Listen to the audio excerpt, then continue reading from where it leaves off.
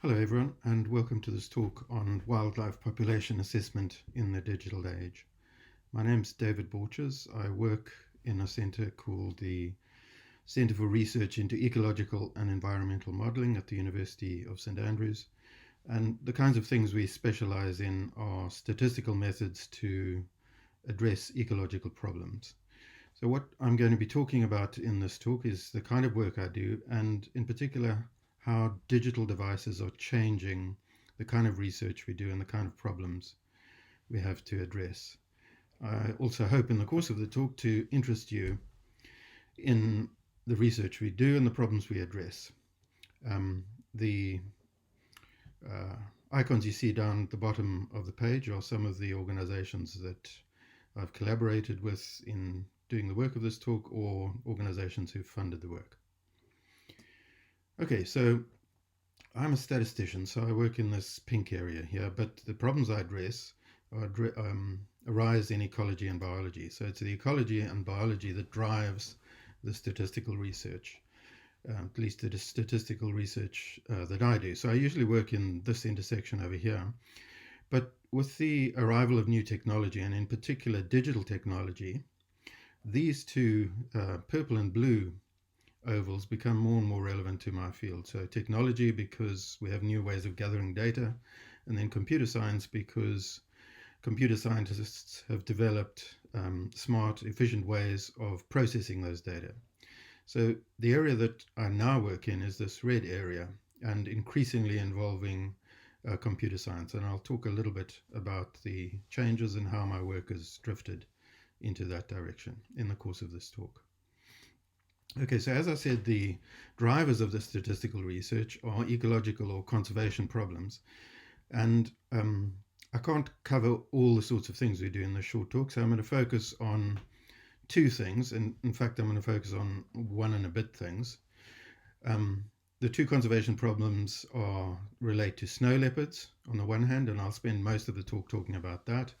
And the other one that I'm going to talk about a little bit is a conservation problem relating to gibbons. So let me just start by outlining those problems to you, and then I'll explain how we address them and the sorts of challenges that we have to address, and how digital devices are changing what we do. So in the case of snow leopards, the conservation issue is that very recently snow leopards were downgraded from IUCN classification of endangered to vulnerable. So that's saying effectively that the snow leopards aren't as endangered as people had thought up to that point.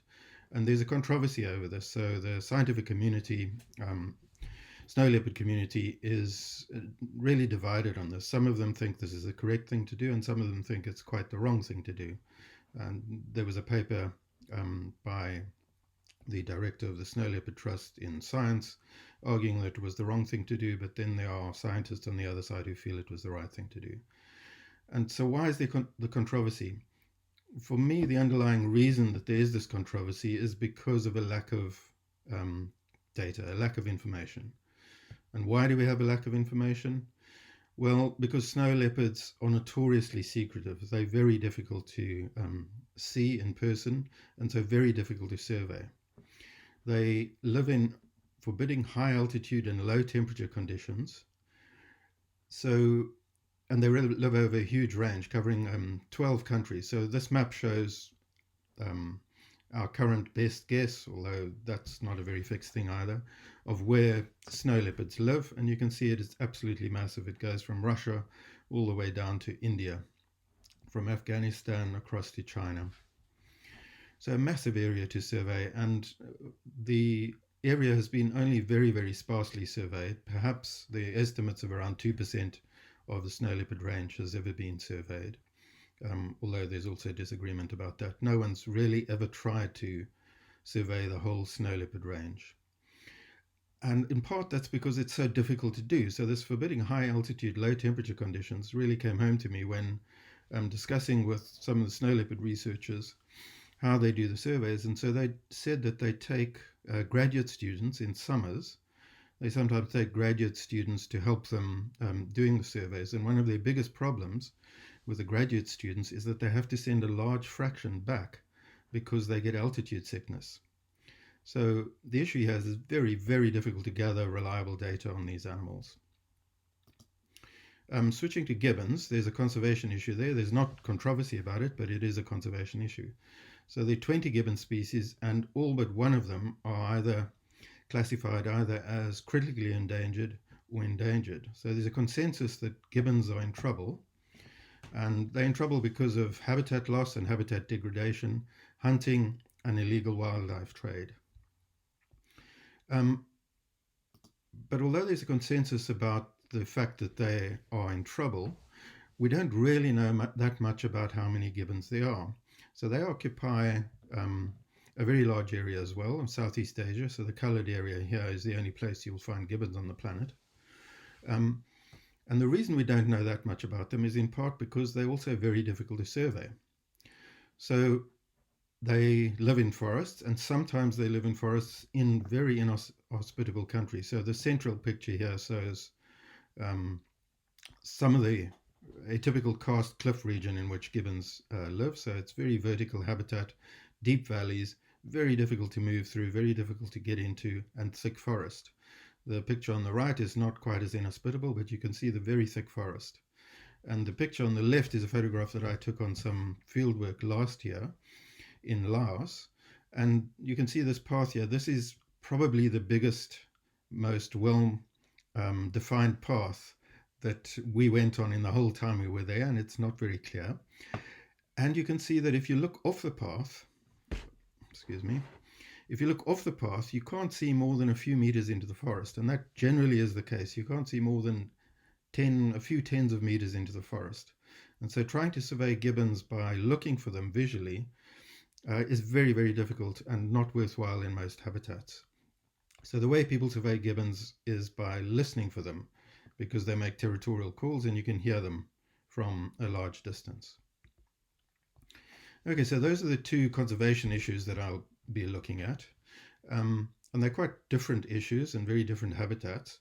They share the same underlying problem, and the underlying problem from my perspective is that it's very difficult to survey them because of the environments that they live in, and there's a real sparsity of data. And that's where technology comes in. So previously, if you were surveying snow leopards, you would have had to walk and look for snow leopards. But in the last decade, or slightly more than a decade, people have started using camera traps. So on the left-hand side here, we see a snow leopard looking at a camera trap. So camera traps don't mind the cold. They don't get impatient. They can sit there for months at a time. They're left out. And a camera trap will just photograph everything that walks past it. Most of the stuff that walks past it is not snow leopards. So we have quite a large volume of data to deal with, but some of the stuff that goes past it is snow leopards. And it's the camera traps that are generating the volume of data that is going to allow us to get good estimates of snow leopard distribution and abundance.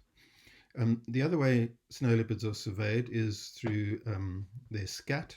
And out of the scat, you can get genetic material from which you can identify individuals and get a bunch of other information. I'm not going to talk about the genetic surveys in this talk, partly just for lack of time, but partly also because at the moment, in terms of efficiency, the camera traps beat genetics hand down. There are all sorts of difficulties with gathering and processing the genetic data that you just don't have with camera traps. And then the other technology that's changing things is acoustic recorders. So I had said that gibbons are surveyed by listening for their territorial calls. And until very recently, they're surveyed by humans. So humans would go out and listen and say, I hear a gibbon over there. And those were the data. Nowadays, there's an increasing move to using digital recorders. So you go and strap something like this, which is a digital recorder to a tree, and you leave it out for some weeks and then come back and you have a large digital acoustic recording to process and look for gibbon calls in that recording. Okay, so that's giving us different kinds of data, which means that us as statisticians, we have to come up with different kinds of analysis methods. So I'm going to talk about the analysis methods in just a second, but what I thought I should do is tell you something about why I like doing statistics. And this is a very famous quote from John Tukey, who's one of the preeminent mathematicians and statisticians of the last century. it says the best thing about being a statistician is that you get to play in everyone's backyard, and that's very much the case. So at the moment I'm playing in snow leopard backyard and gibbon backyard, but I have also played in whale backyards, dolphin backyards, elephant, chimps, frogs, birds, you name it. Um, so having these statistical skills allows you to address problems in a whole variety of apparently different areas. And then the other quote that I dug out, this is one quote, but there are many different versions of this quote. This is from a Professor David Mumford of Harvard University. For many people, the most wonderful results in mathematics are those that reveal a deep relationship between two very distant subjects. And I pulled that out because that's exactly the kind of thing that excites me about statistics. So the points in my career that have been most interesting and most rewarding for me are when I've seen theoretical links between two problems that apparently are very, very difficult. Sorry, not different. Not difficult, although they might be difficult, but are very different. And you suddenly have an insight in which you realize that they share the same underlying theoretical problem. And so by solving that single underlying problem, you have a tool that lets you address what seemed at first sight to be completely different problems. And I think that's something that mathematicians in general find rewarding. When you have this feeling that there's some underlying deeper thing that you've stumbled on through addressing some particular problem. So I hope to give you some very, very small feel for that in a really almost trivial way, but I hope to give you some idea of what I mean by that in the slides that follow. Okay, so to do that, I'm going to have to talk a bit about the methods, and the central method that we're going to use for the snow leopards and for the gibbons, as it turns out, is something called capture-recapture. I'll tell you the basics of that in a minute. And then just to go back to that previous quote, we said, so reveal a deep relationship between two very distant subjects. So the subject we're going to focus on is capture-recapture, and then I'm going to deal with what I'm calling here distant subjects, subjects that on first glance don't appear to have anything to do with the problem at hand or capture-recapture.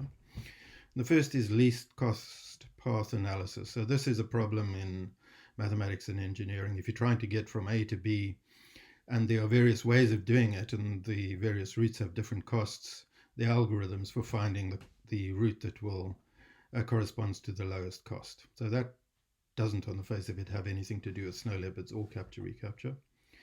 The other distant subject that we're going to find useful is survival analysis. So this on first glance you might say, well, that certainly has something to do with snow leopards. They die, they have some lifetime, so why is that a distant subject? Well, it's a distant subject because the way we're going to use it has nothing to do with death.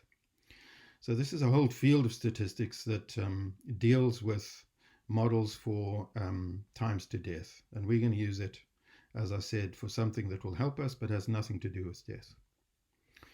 Okay, but first I need to explain what capture-recapture is.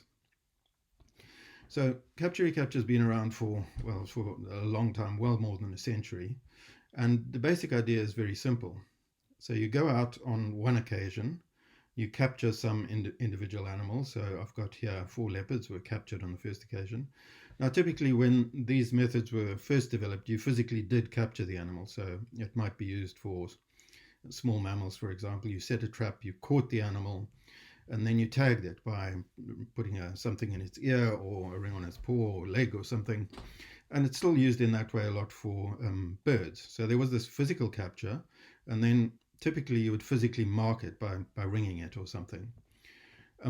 With snow leopards, we don't have physical capture. We're going to have cameras, and we don't physically mark the animals, but they are marked in quotation marks by us being able to identify them from then on. So snow leopards have unique markings. The spots on their coats are unique to each snow leopard, just like a fingerprint.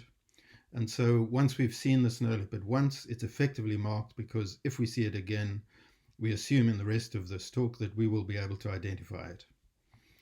Okay, so one occasion we went out, we caught 4 snow leopards, we marked them so we'll be able to recognize them again. And then at some later time, some later date, we went out and we caught some more snow leopards.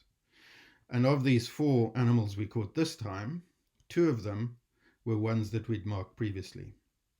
So that lets us estimate the proportion of the population that we're catching on each occasion, because we knew that there were 4 marked animals out there. We go out, and of those 4 marked animals, we catch 2, and therefore we estimate we're catching half the animals out there. And if we're catching half the animals out there and we've caught 4, then we estimate there are 8 animals out there. So that's the basic idea of capture-recapture. There are many nuances and many ways that this gets more complicated, but that's the fundamental idea. And we can go out again, and quite often people would go out for at least 5 occasions. The more times you go out, the more information you build up on both the probability of catching an animal and on the number of animals that are there. The other thing I should mention in this talk, I'm only addressing situations where the population is closed, as in these captures and recaptures happen over a short enough time that there are no births and deaths in the population. So we're just estimating the number of animals there. So we can do that, but a problem that this standard way of doing capture-recapture has had is, okay, I can estimate that there are 8 animals there, but what area do those animals occupy? Did those snow leopards come from no more than 100 meters away from my trap, or did the animals come from 100 kilometers away from my trap? So I can estimate abundance, but I can't estimate density very well, and density is a key parameter for ecological problems. So early this century, something called spatial capture-recapture was developed. And was developed first actually in 2004 by someone called Murray Efford at the University of Otago. And he published the method in a not a mainstream statistical journal, and it got to a large extent missed and ignored.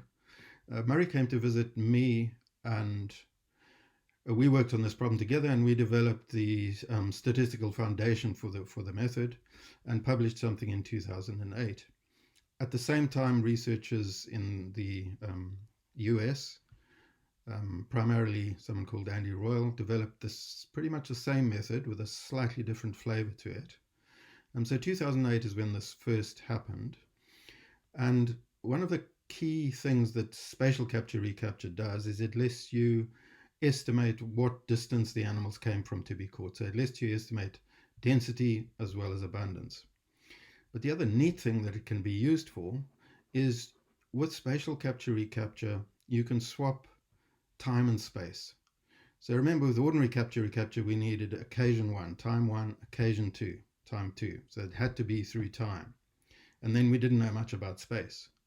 With spatial capture-recapture, which is particularly useful for things like camera traps, because with camera traps, you don't have occasion 1, occasion 2. You just have camera trap out there, and it surveys continuously over a long time period.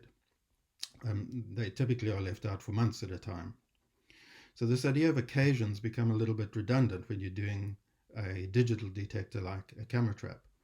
And what you can do instead is you can, instead of using recaptures across time, you can use recaptures across space. So on camera 1, at some point in space, and I know where that is because I know where I put the camera, I detected 4 animals and marked them. Then on camera 2, at some distance away, I saw 2 of those marked animals.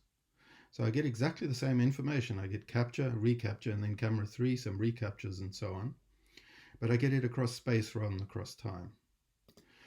And because it's across space, the probability of an animal that was caught in this camera being caught in this camera depends obviously on how far apart these cameras are. And so it tells us about how far animals move. So in addition to estimating the density and the abundance, the spatial capture-recapture gives us information on animal movement as well. All of this depends crucially on us being able to recognize an individual when we see it again. And that is an issue, but snow leopards are, we're fortunate with snow leopards in that, like most large cats, they come pre-marked.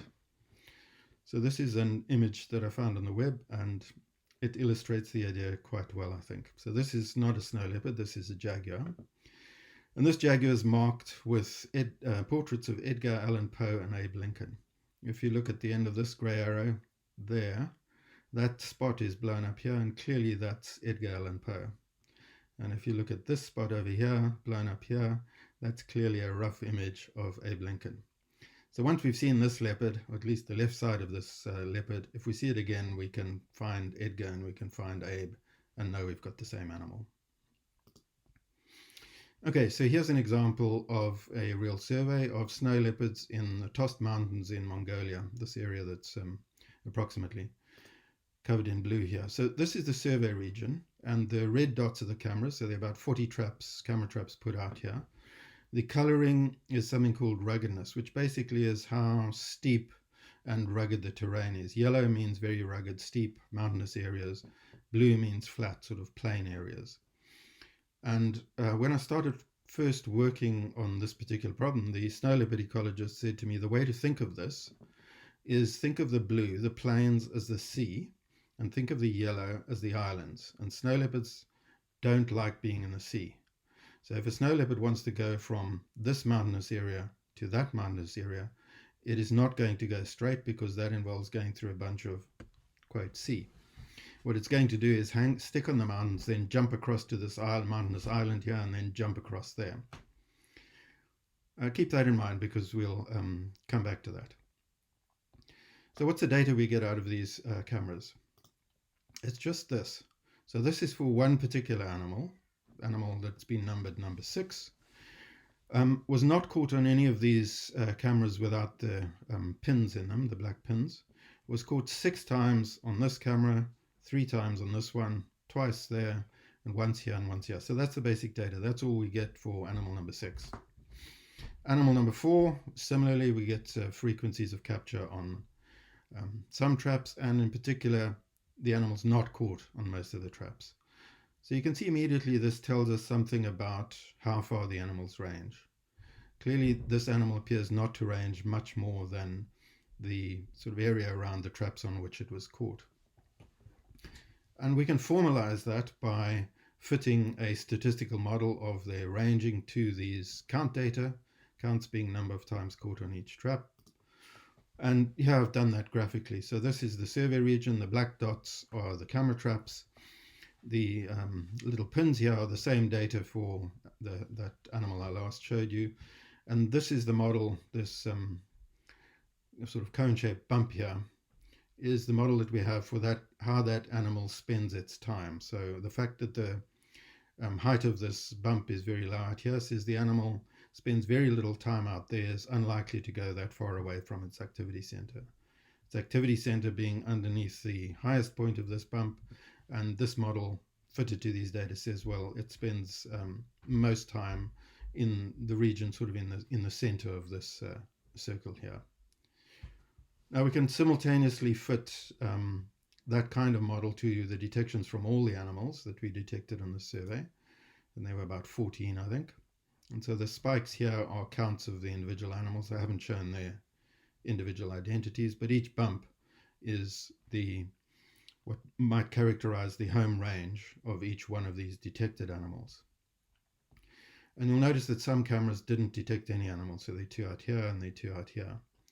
So in addition to get information on how far these animals range and what the probability of detecting them is, we can also get information on how many animals we missed.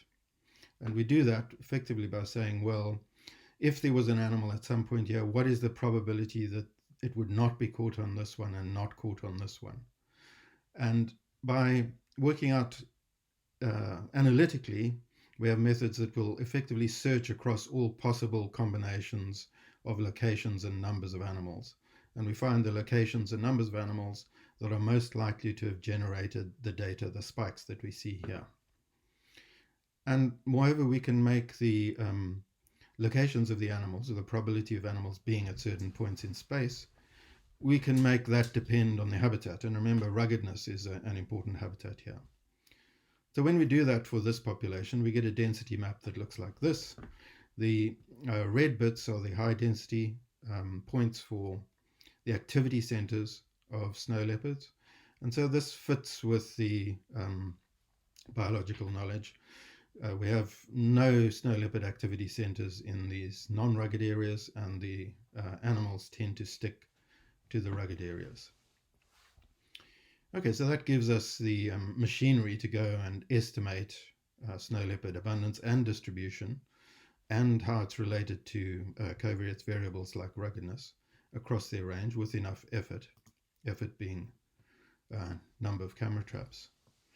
But before I move on, I want to now go back to one of what I called a distant idea. And the first one I want to go back to is this idea of survival analysis, and show you how this idea helps us in what I think was a surprising way. So survival analysis deals with the risk of death per unit time. And what I've got off the web here is a picture of the average annual risk of death in England and Wales over a 3-year period. And the blue is males, the red is females. And the axis along the bottom here is age. So when you're newborn, you have a high risk of dying in the next year. And that risk declines and declines until you're about age 10. And then after age 10, the risk of you dying in the next year increases with every year of your age. So how's this going to help us? Well, if we think of death as detection, or rather think of detection as death, then the risk that we're interested in is the risk of you being detected, you being a snow leopard, the risk of a snow leopard being detected in the next time unit, whatever time unit it is that we're interested in. And the unit we're going to be interested in here is time of day. So I've got two plots here, blue again for males, red for females. The dashed lines are 95% confidence intervals. And what's along the x-axis here is not age, it's time of day. So 0 is midnight all the way through to midnight. And actually these weren't fitted to snow leopard data, they were fitted to jaguar data, but also from camera traps, same basic idea and method. You'll remember that the probability of detection, the amount of time an animal spends at any point, decreases with distance from its activity center. So these curves are for some particular distance, which is given up here, and the probability is the average probability at that distance. The thing of interest, though, is that out of these camera trap data, which gather data continuously in time, so they were surveying all the time across every day that they were out, unlike physical surveyors who went in for 1 occasion, 2 occasion, 3 occasion, etc. We can get a picture of the risk of detection as a function of time of day. And the risk of a detection itself is of no particular interest probably, but because detection comes about as a result of movement, this gives us a measure of the animal's activity patterns. So what it says is that animals are most active around 8 in the evening. And this is known. These are animals that hunt in the evening, and the animals that are least active around midday. So midday they're not doing anything, they're resting.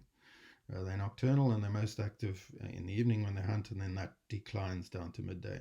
And we can also, from these data, estimate the activity patterns for males and females, which are a little bit different. So hopefully that was a bit of a surprising use of survival analysis to you. The other distant idea, which hopefully also you'll find interesting and maybe a bit surprising, is the use of this least cost path idea, and how that's going to help us find out things about snow leopards. So what's a least cost path? Well, in this top right picture, what I'm trying to do is I'm trying to get from the green dot top right to the red dot bottom left, and this shaded square top left gives me something which I'm calling resistance here, but you might call cost. So if you move along this band, it's low cost. Light shading means low cost. If you get into the darker band, the cost of movement is higher, so there's more resistance to movement. Then we have some light moving, a lighter band, which is lower resistance, lower cost, and the white things in this contrived example, white you can't go into, it's completely impenetrable. So what this shaded picture top right here shows is the shading is how far each point is from the green dot. So the furthest point is the one bottom left, because this is just straight line distance, and obviously bottom left is furthest away. What is shown in the bottom left image here is shading according to distance, but it's showing the least cost distance. So if you were to move in this straight line, you would be crossing high cost regions. And so it may be that by sticking to the low cost regions, you can, although it's a longer physical distance, it may be the least cost distance. And in fact, with this example, that is the case. So the least cost way, if you were pumping oil from the green to the red, the least cost way of doing that would be to make a longer pipeline that went in a roundabout way, but through least low cost areas. Okay, so how's that useful for snow leopards?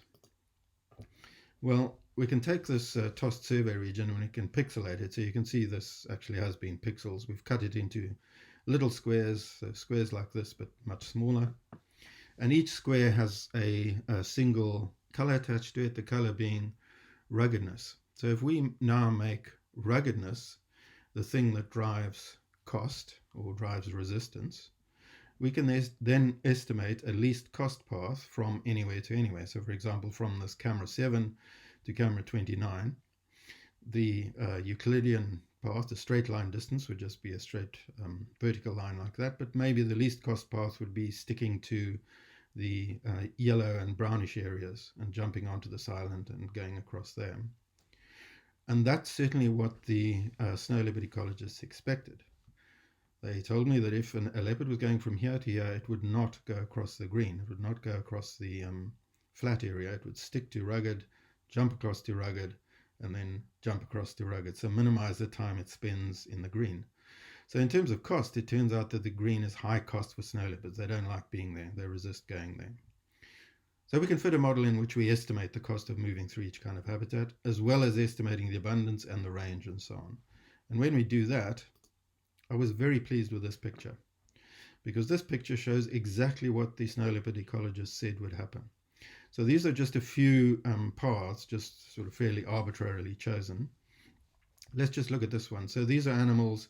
If an animal is at the green dot and wants to get to the red dot, how would it get there? Well, the example I'd been talking about so far is go from this green dot to that red dot, and the ecologists believe it would not go straight. It would stick to the rugged areas, jump across the island, and then jump across this green water quotes to get to the island over there. And our model reproduced that behavior exactly. And to me, this is quite impressive, because remember the data that we have. It's just those pins. It's just numbers of time each animal was caught on each of those traps. So this is a really elegant idea, I think. I'm quite disappointed it wasn't my idea. It was Andy Royal's idea. The guy who simultaneously developed this spatial capture-recapture idea.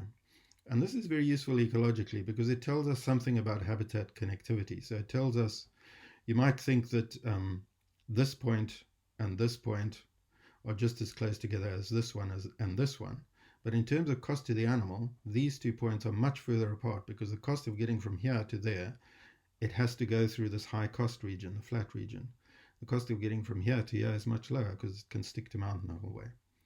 So this kind of analysis tells us about barriers to movement, which are important if you're going to set reserves and you want to conserve, set up areas that are large enough with a sort of suitable habitat that populations are viable. The other thing we can get out of this least cost path is we can get non-circular home ranges. So you'll remember those bumps that I fitted in the grey plot earlier. They were a little bit artificial. They were completely circular, very smooth bumps. That's not the way animals behave. So the shading here, red means animal uses that area, spends a lot of time in that area. Blue means does not. So this is an animal who lives at the white dot here, and the boundaries here are effectively hard boundaries. They're no fence, but outside of this is desert, and the snow leopards do not like going there.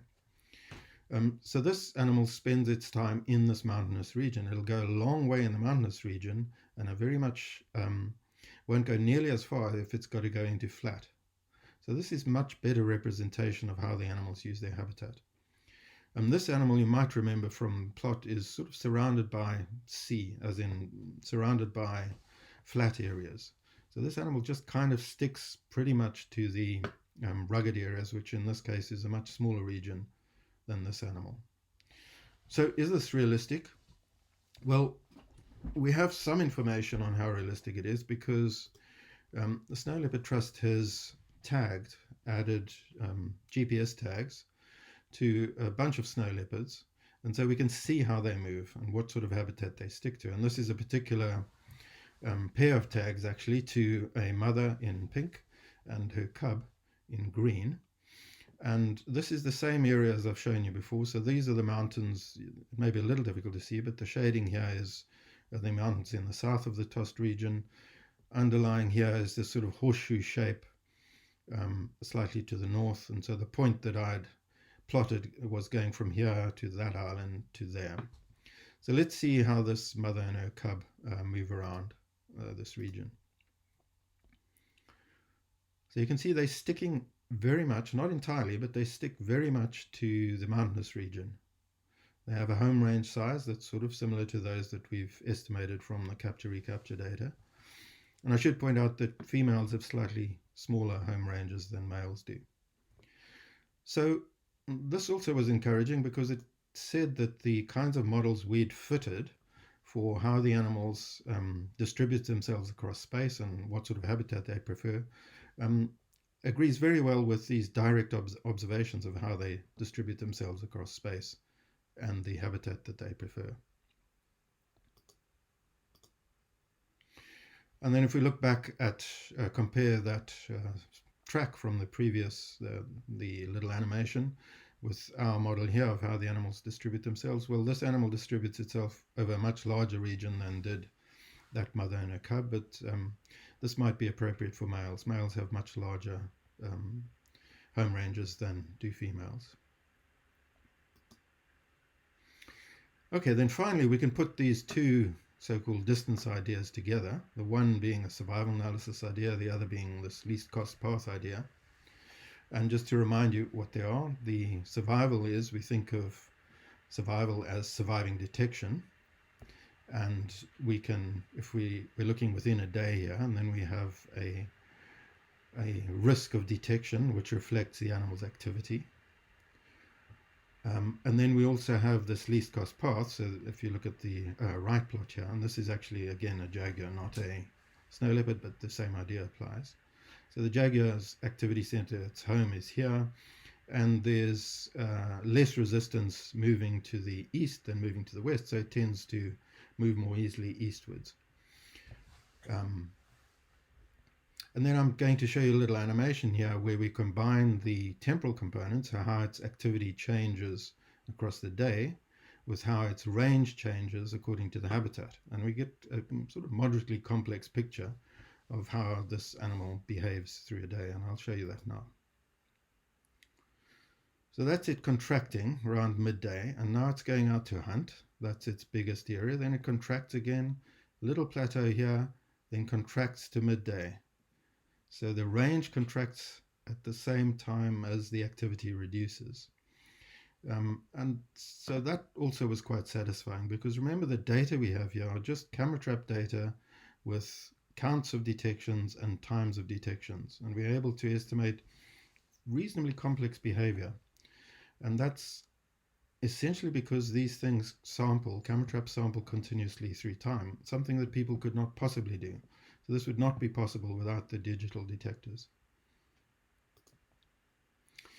Okay, so nearly the end of talking about snow leopards. So using these digital cameras, we can estimate how many snow leopards there are, we can estimate where they are, the habitats they like, and we can do that over a large area because although it's really challenging getting into snow leopard regions, all you have to do is put a camera trap out in a suitable place and you can leave it there for months and then come back.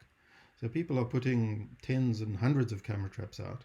So for the first time, we're in a position to be able to survey enough of a fraction of the range of snow leopards that we can get a decent idea with reasonably low variance we expect of the numbers of snow leopards in the world and where they are. And then as sort of bonuses, just from these digital data, we can find out about the activity patterns, we can find out how they use space, about habitat connectivity, where they like to be and where they don't like to be. And so we're working with this global snow leopard ecosystem and protection program to try and do the first ever comprehensive survey of the world's snow leopards. So to address this problem, sort of the motivator here, remember, was the change in status from endangered to vulnerable, and there was some controversy about whether that was the right thing to do. Well, the way to answer that question is gather enough data that we can begin to tell the real status of snow leopards. Okay, so in everything I've done now, I've assumed that when we see a snow leopard in a camera, we know it, and also I've assumed that when we have seen a snow leopard once, we see it on another photograph, we know it's the same animal. The second problem I'm not going to talk about a whole lot. The first problem, there's a little video here in which you will see the international coordinator of GSLEP, who's also part of the Snow Leopard Trust, who's been working with Microsoft, and they've developed a machine learning and artificial intelligence program that identifies the snow leopards in camera trap photographs. So I'll just run this video for you to watch. As the apex predator of the mountains of Central and South Asia, their presence or absence of snow leopards indicates a false well in the ecosystem. So by using cameras to study the snow leopard population, we are actually working to protect their entire ecosystem. The problem is the only way to really know how many snow leopards are there is to be able to do more and more camera surveys. And analyzing all those images used to take up a considerable chunk of our time. Now, Microsoft AI is scanning through hundreds of thousands of images and looking for those features that make a snow leopard a snow leopard. And then separating those images which have snow leopards from those that do not in 10 minutes instead of 10 days. I don't think you can overemphasize the value of time by automatically analyzing these images and creating a database for us. Microsoft AI is providing our small team with the time to do more surveys. Okay, so I'm nearly finished. What about gibbons? I've spoken about snow leopards the whole time. From a statistical perspective, the gibbons is really an identical problem to the snow leopards, even though that problem itself appears different on the face of it, and the way of gathering data is completely different. You see it's the same if you just consider that the difference between the way the gibbons are surveyed, they're surveyed by hearing them, and the way the snow leopards are surveyed, which is by seeing them walking in front of a camera, that's the only real difference between the two problems. So if we take this picture of Tost again, and we think of, instead of these dots being camera traps, we think of them as just microphones. And instead of the animal propagating itself by walking in front of a camera, the way the gibbon propagates itself is by making a noise. And so that sound spreads. And so what in the snow leopard context would be the animal range, in the gibbon context becomes the range of the sound. And this bump becomes the sound intensity. So a microphone that far away won't hear the animal, not because the animal doesn't walk there, but because the sound doesn't propagate to that far. So the underlying statistical formulation of the two problems is identical. So talking about playing in people's backyards, once I have this toy, the thing that lets me do the statistical inference for snow leopards, I can take it into the gibbon's backyard and I can play with gibbon people with the same toy and they like it. Okay, so that the gibbon stuff is pretty much developing actually. The camera trap theory and the camera traps themselves are well developed and been used for a long time. Gibbons tend to have been surveyed, as I think I've mentioned a couple of times, they tend to have been surveyed by people listening rather than by digital devices, but that's now changing. So the picture bottom left here, I'll just tell you a little bit about. That's myself. This is a PhD student of mine, Filippo Francini, and that's his brother. And Filippo and his brother built this drone that you can just about see here. And it's an acoustic drone. On each of these long arms, it has a microphone, and they built it to be a very quiet drone, so it's quieter than any other drone you could buy. And we were going to fly over the forest in Laos. This is Camille Kodrat, who runs the NGO called Association Anulak, and she has a field station in Laos, and we were going to fly this drone over the forest and detect gibbons. It was a very interesting trip. We learned a lot, but one of the things we learned was there are too many logistic problems with the drone at the moment for that to work. We did learn though what would work, and what would work is something configured similarly to this drone, but placed as a stationary object, or many such things placed as stationary objects in the forest. And the reason these are different from the microphones that I showed you before is they have four detectors all feeding into a single processing board. So the difference in the time of arrival at sound at each of these detectors tells us a lot about where the sound comes from. And that helps enormously with estimation of given density. We do have the same problem in processing the files, though. You leave this thing out for weeks at a time, not the drone, but the stationary things that we're busy making. And you have massive WAV files to deal with. So you need some way of going through those WAV files and identifying gibbons automatically. So artificial intelligence, again, helps here. And we're working with an organization called Rainforest Connection, who has a bit of software that does exactly that. It can identify various species in acoustic files. And what this picture here is a spectrogram of a recording, and I'll play it in a second, and you'll see that their software will pick out various animal sounds. So they're listening for crickets, cicadas, an agile gibbon, and small vehicle, different color dots.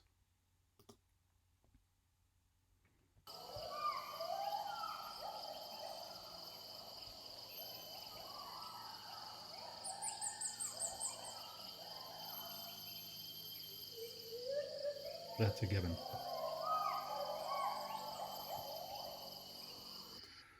Okay, so we're using AI to identify these things, and then we're going to, as with the camera traps, we use the output from the AI, the identified things, to plug into our statistical density estimation methods.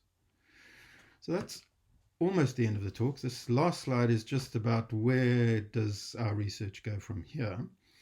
Well, at the moment we have these digital recording streams, so that acoustic stream, for example. AI object identifiers are very well developed in all sorts of walks of life. They're really ubiquitous. So this sort of thing is very well developed and widely used, not just for wildlife estimation, for many, many things. And then on the other side, the area that I work in, we have statistical methods that are, again, very well developed for drawing inferences about populations of interest. And what's happening now for the first time is we're beginning to put these two areas together. So those AI object identifiers for the snow leopards and the gibbons, the output of that is now becoming input to our statistical methods. But there's quite a lot of work to be done there, because these are different kinds of inputs than we've had from, say, when people went out and physically caught animals. On occasion one, marked them, caught them on occasion two. And our statistical methods tend, because their history is that, they tend to be customized for that. So we're having to adapt them to the new kinds of input that we're going to get. And in particular, these object identifiers, they don't do things with certainty. There's uncertainty associated with the identities that they would feed in to our statistical methods. So one of the things we're having to do is to develop methods that can deal with uncertainties in identities. And so that's an area of current work. And then the other thing we're realizing is there's this old saying that when you have a hammer, everything looks like a nail. Well, we have a hammer where we need everything to look like an individually identified animal so that we can tell when it was recaptured and so on. But we're beginning to realize that maybe that's not the right hammer for the job, because the AI object identifiers, quite often they're not going to produce identities of animals with certainty. And in fact, at the moment, the AI that I've shown you only identifies species. There are bits of software that will help identify individuals, but it's not at a stage where it's by any means reliable or can be left to do the job on its own. It always needs human intervention at the moment. So maybe we shouldn't be working with things that require us to have identities with certainty. So maybe what we should be doing is developing our statistical methods for dealing with measures of similarity rather than identities. So this photograph is similar to that photograph. We can't say it's whether the same, and it's dissimilar from the other photograph. And the same kind of thing with sound. So we're making some headway there, myself and colleagues, both in the University of St Andrews and with collaborators in the University of Auckland primarily. And that's a really exciting area of research because it's changing quite fundamentally the kinds of methods that we have to develop and use. And the end game here, or at least an end game, would be a constant stream from digital coding all the way to inferences about populations of interest. So you can imagine a setup where a reserve is populated with many digital recorders of some sort, that they can beam that up to a phone network or satellite, and that this whole process is automated, so we can, in some circumstances, have real-time monitoring of states of populations. And that's really all I wanted to say. I enjoyed talking about this. I hope you enjoyed listening to it.